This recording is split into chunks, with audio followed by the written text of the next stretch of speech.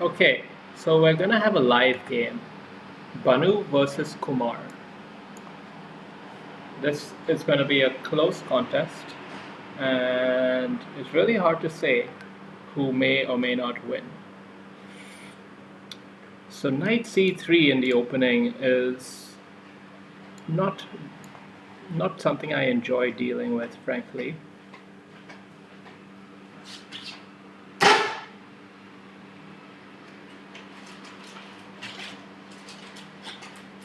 But I have a decent counter, which is d5. I think there's almost nothing else which is particularly good against knight c3. But now the f3 and d and e4 maneuvers. Hmm.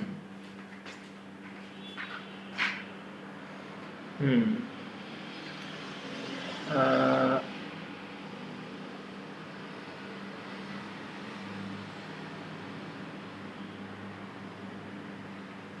yeah, I have to say this is not my favorite opening to deal with, actually.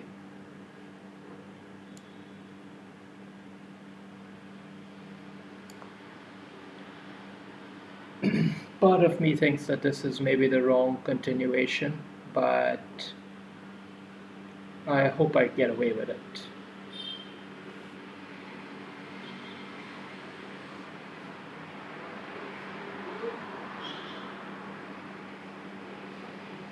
For white, the main maneuver here is somehow to play e4. That is the key, but it's not easy for him to play it currently. Um, on the other hand, he can play bishop here, undermine the knight, and then play e4. Or alternatively, he could seek to play an expansionary move, causing me to retreat. But he's making his king a bit vulnerable in the process. So those are the kind of options. Now this option is somewhat creative. Maybe he has ideas of knight here and then playing it. So what do I want to do?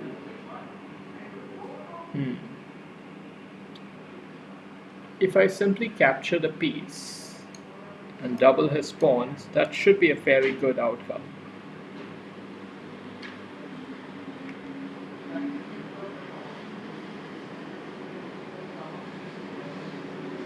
It should be.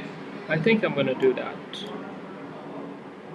I'm sort of allowing him now to take whatever he wants in the center, because if he really does decide to expand in the center, I think he's going to be even more exposed eventually than he currently is.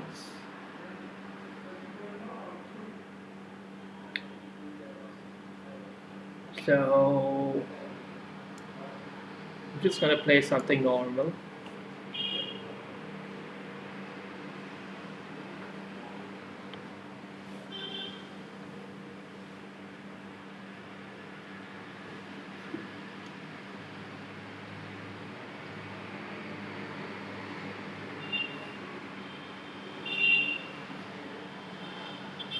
And since I'm doing this as a video series, I'll probably try to break this into 3 parts so that I can upload them to YouTube in a reasonable manner.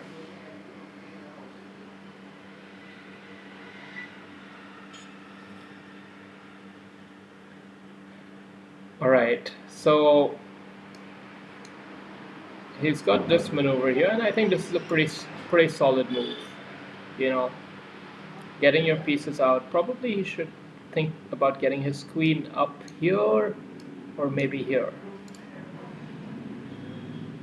I think queen here might not be so bad actually. Because even if I bring my knight here, he can always come in with a check and win this pawn eventually. Which of course then it comes with the knight will come here and take that pawn and fork king and rook. So it's not so straightforward. But all in all, I don't think it's such a bad move. Queen here. Oh, he does it. Now let me see. Am I going to invite him?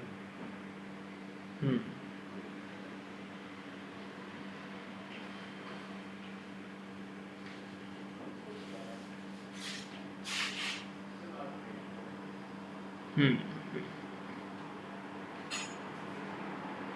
Somehow I don't like the knight maneuver here because I don't think it really works out if white plays properly.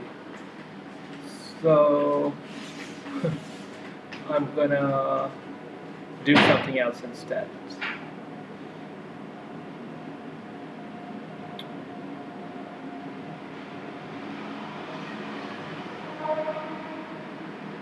Maybe I'll move my bishop here. Yeah, just keep it solid. One thing to note here from black's perspective is black doesn't have the bishop pair. I only have one bishop. But white has both his bishops. And so exchanging one's pair of bishops is in my favor. Now the question is, do I take with the pawn or the queen? I'm going to take it with the pawn. The reason why is because, white's king is somewhat vulnerable. I mean, definitely vulnerable on the king side, so he's most likely going to castle queen side. And if he does, I want my rook to be able to line him up nicely. So that's why I took with the pawn. Even though I'm doubling my pawns, it's not really a big deal. In fact, it's probably very good for black. And yeah, I think no point in wasting time. Let's just get on with it.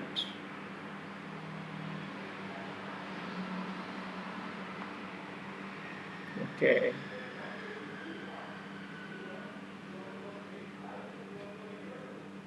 So yeah, I don't think there's any other decent move here other than to take.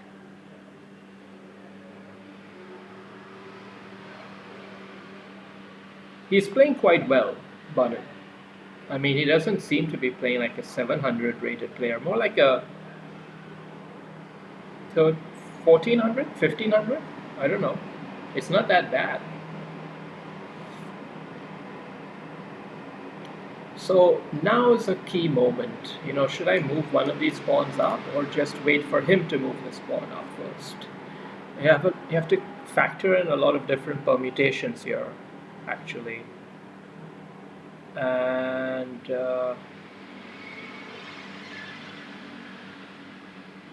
it's not too clear.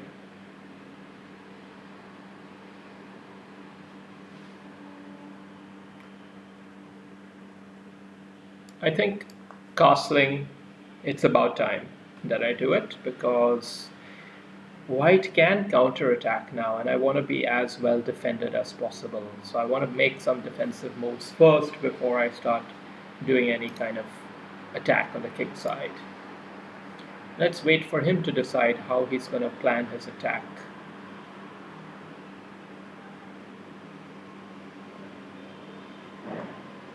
Okay.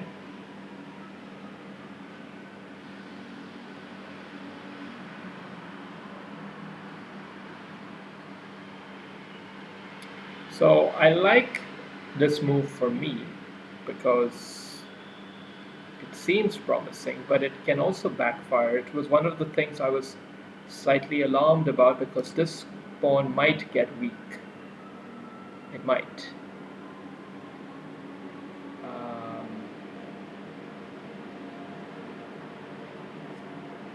So, what can I do here? If I capture it with the pawn, then he can capture back with his knight.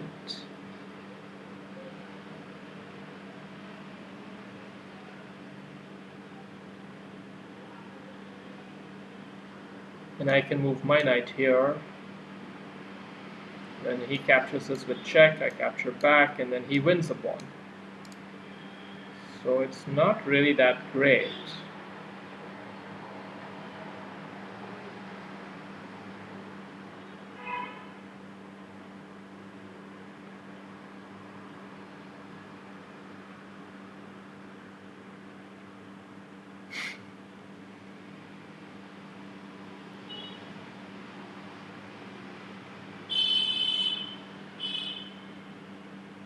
What other option do I have?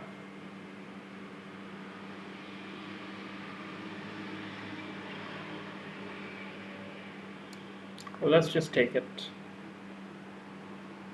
Even if I lose that pawn. Oh, okay. Well, if he takes it with the pawn, then I don't have to worry about this anymore.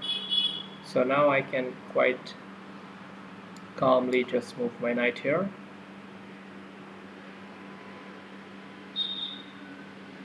And now things are gonna get fairly interesting. So let's take stock of the position. Okay, I have to make sure I don't lose any pawns just casually. I'm gonna get my queen here, defending the pawn, sort of attacking that, maybe attacking this, attacking that. Nothing special going on, just probing. Just probing.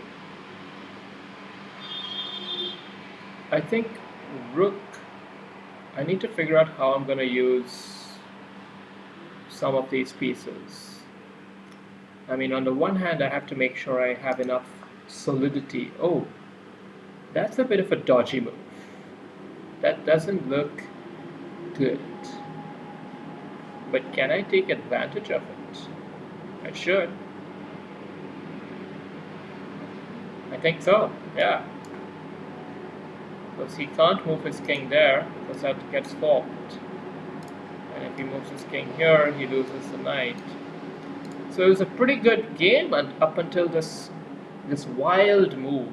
You know, whenever you make a wild move, that's when you know you're in trouble. So let's just clean him up now. Oh, Ronki would like to chat. Play fast, stop your commentary. I don't know when he sent this, but sorry. Design fast. Let's start another one. What am I going to do here? I think I'll just take this.